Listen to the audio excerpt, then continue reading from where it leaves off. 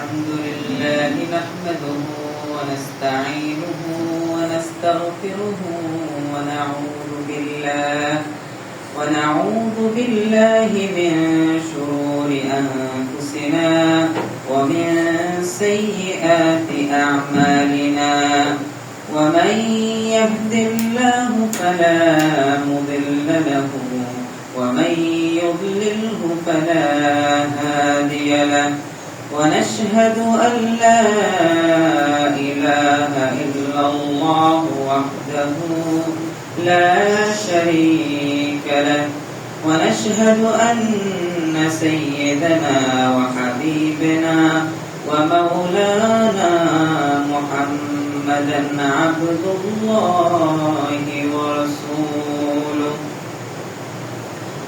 وقد قال الله سبحانه وتعالى في كلامه المجيد وفي فرقانه الحميد: يا ما كان محمد أبا أحد من رجالكم ولكن رسول الله وخاتم النبيين وكان الله بكل شيء عليما.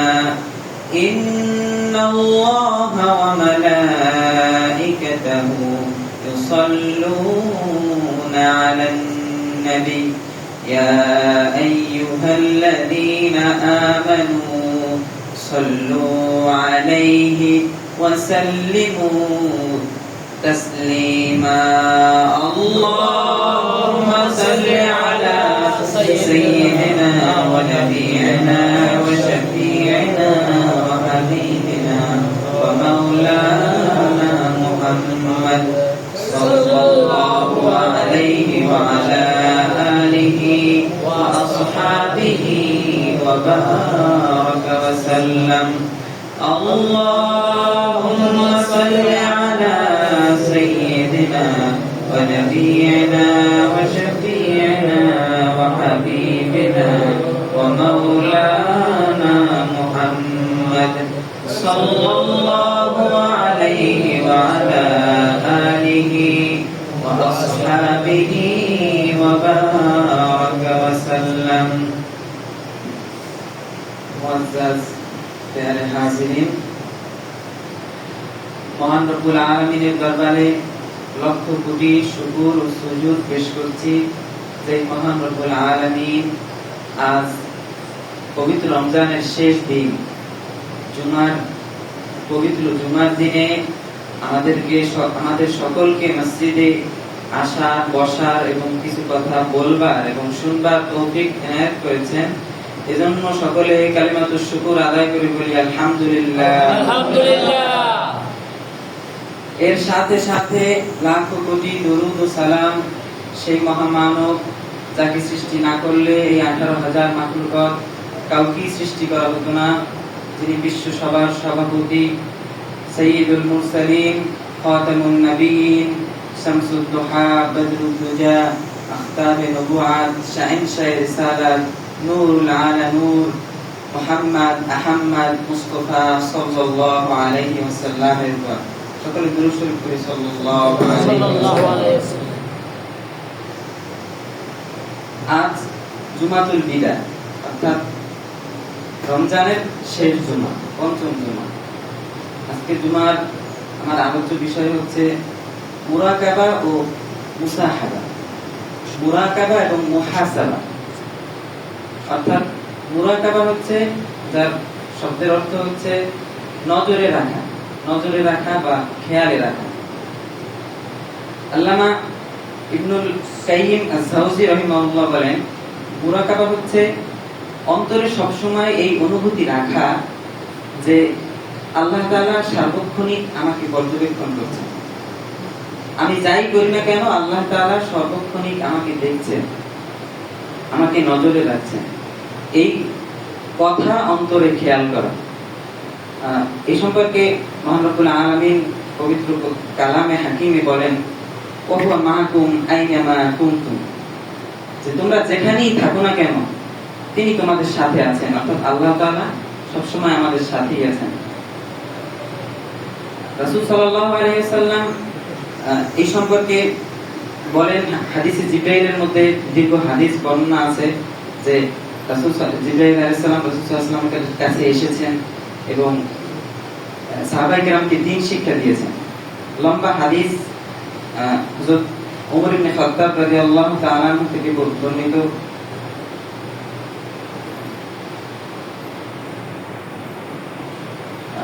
قال رضي الله تعالى عنه بينما نحن عند رسول الله صلى الله عليه وسلم ذات يوم আমরা রাসূল সাল্লাল্লাহু আলাইহি ওয়াসাল্লামের কাছে বসা ছিলাম এমন একদিন যে ذات يوم إذ طلع علينا رجل আমাদের নিকট একজন লোক আগমন করলেন।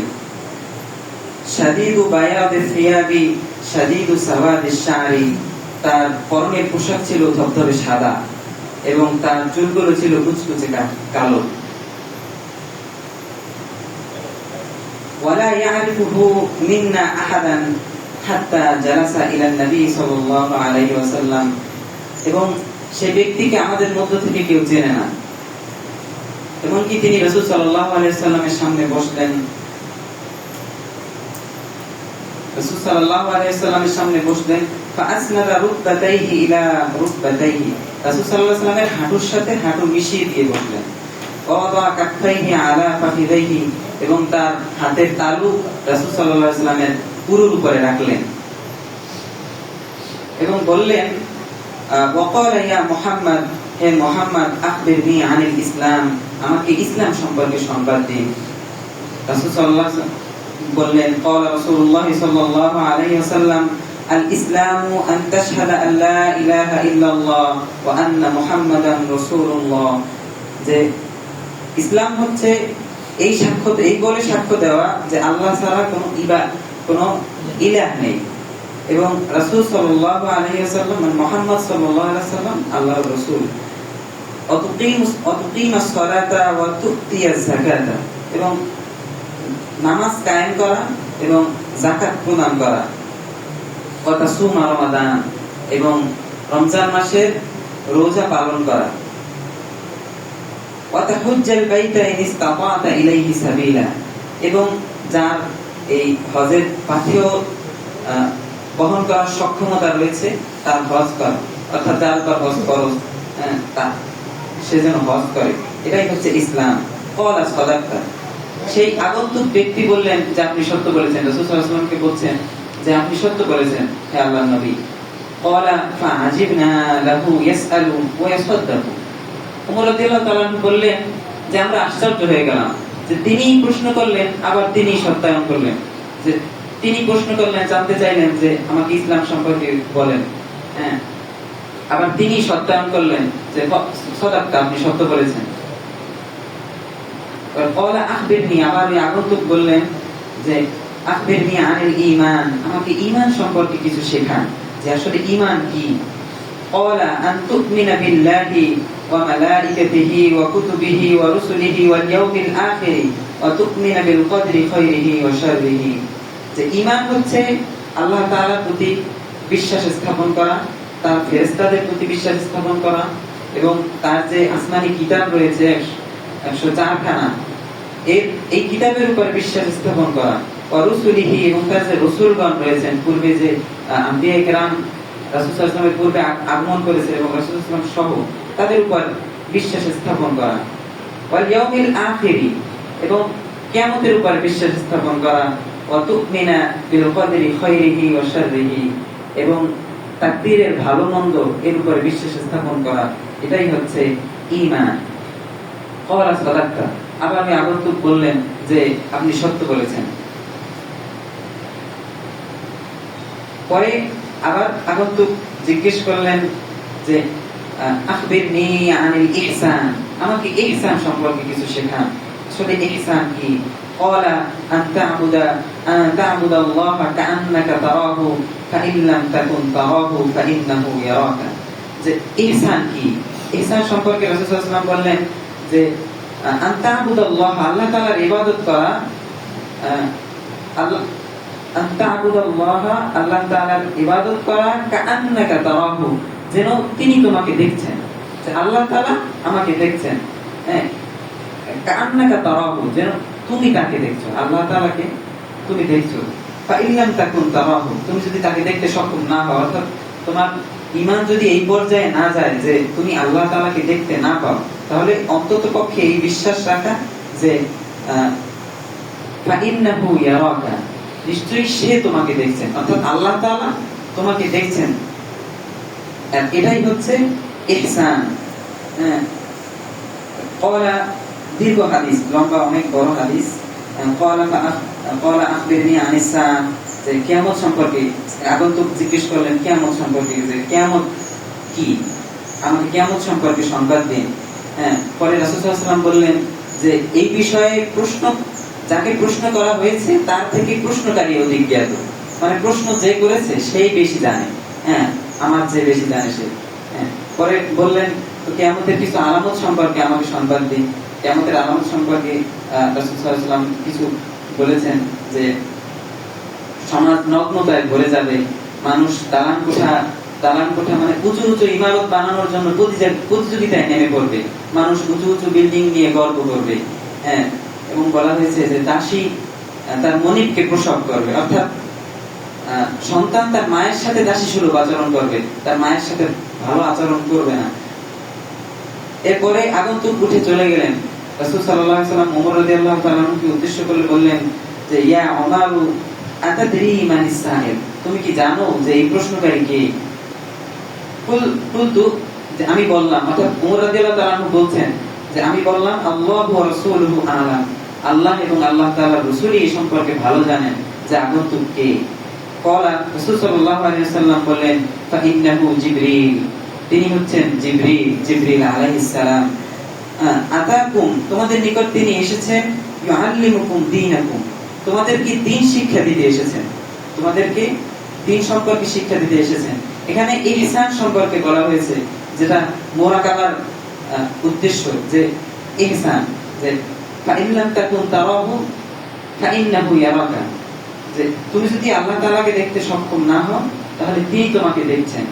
এই মুমিন যদি তার অন্তরের মধ্যে এই খেয়ালটুকু রাখে ইবাদত করার সময়, অর্থাৎ ইবাদত বলতে যে কোনো কাজের সময় যদি এই খেয়ালটুকু রাখে যে আমি যাই করি না কেন আল্লাহ তাআলা আমাকে দেখছেন, তাহলে তার পক্ষে গুনাহ করা সম্ভব না।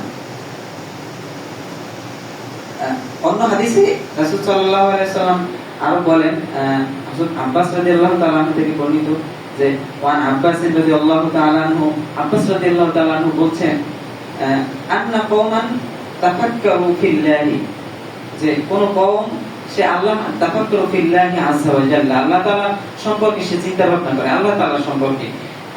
রাসূল সাল্লাল্লাহু আলাইহি ওয়াসাল্লাম বলেন ক্বালা আলাইহিস সালাতু ওয়াস সালাম তাফাক্কারু ফি খালকিল্লাহ, তোমরা আল্লাহ তাআলার সৃষ্টি সম্পর্কে চিন্তা ভাবনা করো। ওয়ালা তাফাক্কারু ফিল্লাহি আযজা ওয়া জাল্লা, তোমরা আল্লাহ তাআলার সৃষ্টি, আল্লাহ তাআলা সম্পর্কে চিন্তা ভাবনা করো না। অর্থাৎ আল্লাহ তাআলা সম্পর্কে যদি কেউ চিন্তা ভাবনা করতে যায় তাহলে তার গোমরাহ হয়ে যাওয়ার সম্ভাবনা আছে, কারণ আল্লাহ তাআলার সম্মান মর্যাদা, আল্লাহ তাআলার সত্তার যে মর্যাদা, এর কোনো সীমারেখা নেই।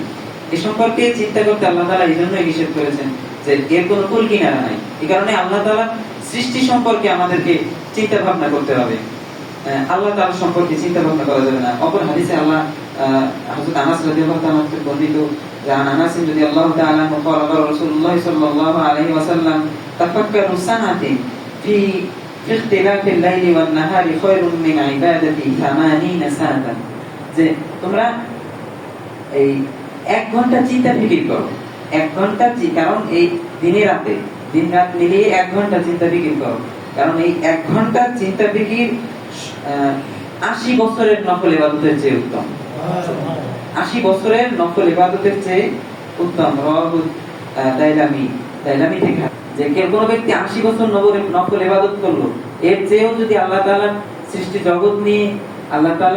জগৎ নিয়ে যদি সে 1 ঘন্টা চিন্তা করে, হ্যাঁ, এর মধ্যে কি হয়, তার মধ্যে আল্লাহ তাআলার ভয় সৃষ্টি হয়, আল্লাহ তাআলার সম্পর্কে তার সম্মান মর্যাদা আরো বৃদ্ধি পায়, আল্লাহ তাআলার আনুগত্য তার মধ্যে আরো বৃদ্ধি পায়। এই হচ্ছে মুরাকাবা। মুরাকাবা হতে পারে মনে করেন 5 ওয়াক্ত নামাজ পড়ে কিছুক্ষণ সময়ে চোখ বন্ধ করে এই চিন্তা করা, যে আমি যাই করি না কেন আল্লাহ তাআলা আমার সাথে আছেন, ওহুয়া মাআকুম আইনামা কুনতুম, এই আয়াতের মুরাকাবা করা, অর্থাৎ এই আয়াত নিয়ে চিন্তা করা, চোখ বন্ধ করে কিছুক্ষণ চিন্তা করা যে আমি যাই করি না কেন আল্লাহ তাআলা আমার সাথে আছেন। আর হচ্ছে মুহাসাবা। মুহাসাবা হচ্ছে যে হিসাব করা, হিসাব গ্রহণ করা, নিজের আত্মসমালোচনা যেটাকে বলা হয়, যে নিজেরই নিজের সমালোচনা করা। মুহাসাবা নিজের নিজে সমালোচনা করা, অর্থাৎ যে আমি আজ সারাদিন ব্যাপী কি করলাম, সারাদিন কাজ করার পরে কিছুক্ষণ সময় বের করে এই চিন্তা ফিকির করা যে আজ সারাদিন আমি যেই কাজগুলো করলাম এর মধ্যে কোন কোন কাজগুলো উত্তম, কোন কোন কাজগুলো আমার করা উচিত ছিল, আর কোন কোন কাজগুলো আমার করা উচিত ছিল না। যেই যেই কাজগুলো আমার করা উচিত ছিল সেই কাজের উপর বহাল থাকা, আবার যেই যেই কাজগুলো আমার করা উচিত ছিল না সেই কাজগুলো থেকে বিরত থাকা এবং নিজেকে সংশোধন করে নেওয়া।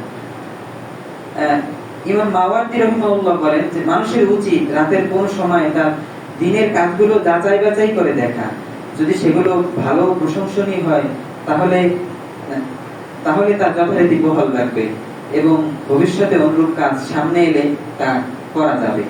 এবং আর যদি যে কাজগুলো নিন্দনীয় হয় তাহলে যথাসম্ভব তার প্রতিকার করবে এবং ভবিষ্যতে ওই জাতীয় কাজ থেকে বিরত থাকবে, অর্থাৎ ভবিষ্যতে এই সকল কাজ যেন আমার দ্বারা না হয় এই প্রতিজ্ঞাবদ্ধ হবে।